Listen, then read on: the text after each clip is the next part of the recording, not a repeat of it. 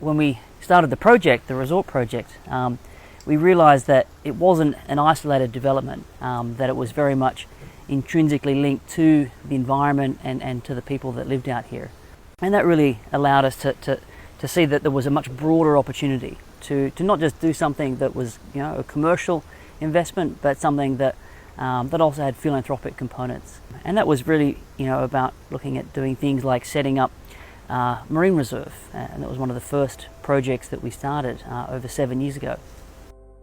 Here, with so little development in such big parts of the country, especially out here on the islands, then it's a great opportunity to protect the areas and protect the habitats whilst they're still in a very good state. We have a full no-takes zone around the Songsar Islands, which is extends 200 metres in all directions from the islands. We've also set up a much larger managed area that includes the Songsar Islands but extends much further away from them. And the idea of that is that it's helping to ensure that there isn't any real damaging fishing techniques going on. So that would be things like bottom trawling or any use of chemicals or explosives to do fishing. And that's obviously a real key, because that's both, it helps biologically and environmentally, but also is helping the communities. If they've got better fish stocks, then they've got better livelihoods because they're able to catch more fish. Usually I do a lot of education in this community. Actually, we established one group of children we call Songsar Sea to Tall. So the objective of this project is to build a community perspective, especially children. Build their ideas since they were young and then make sure that they grow up positively, both their thinking and health. For example, when I teach I used to teach them about the marine conservation, and then when they return, they draw any picture related to what they have learned. Yeah, we've now got a point where within the reserve, we've got 5 to 10 times the number and the size of species. So we could see that there was huge potential, and that, you know, we got the results with the marine reserve. So therefore we started to think, well, what else could we do?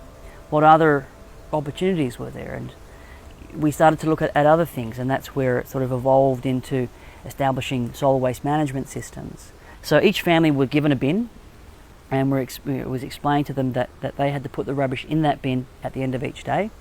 And then we hired a team of locals who basically would then go and collect that rubbish at the end of each day, and then they would take it to the centralised solid waste management area, and then separate it, and then it would go off and create this system that we can now hand over. You know, we don't manage it.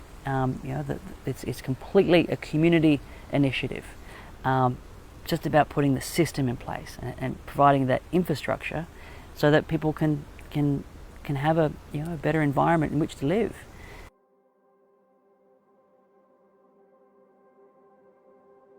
As our work in the community and our understanding of what was going on out here grew, we realised that it would be good to have some other people come and help.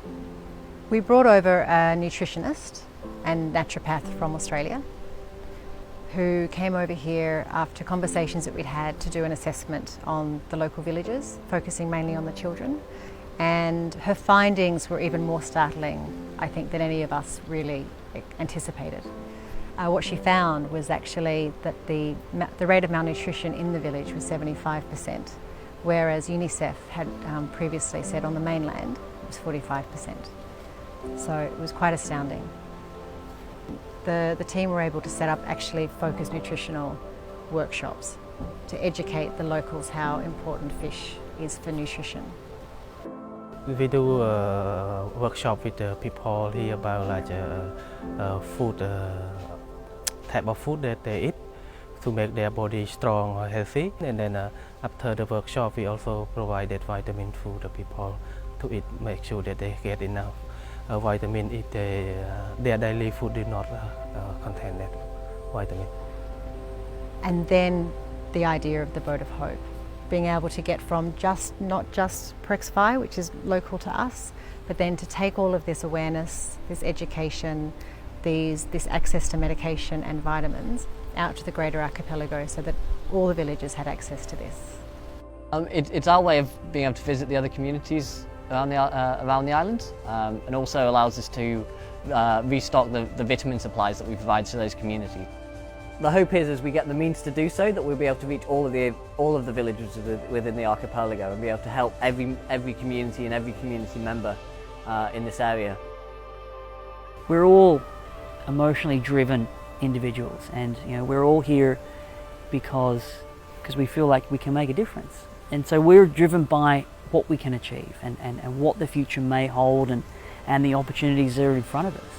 We couldn't be more excited, because we know what our team has done, we know what they're capable of, therefore who knows how far we can take it.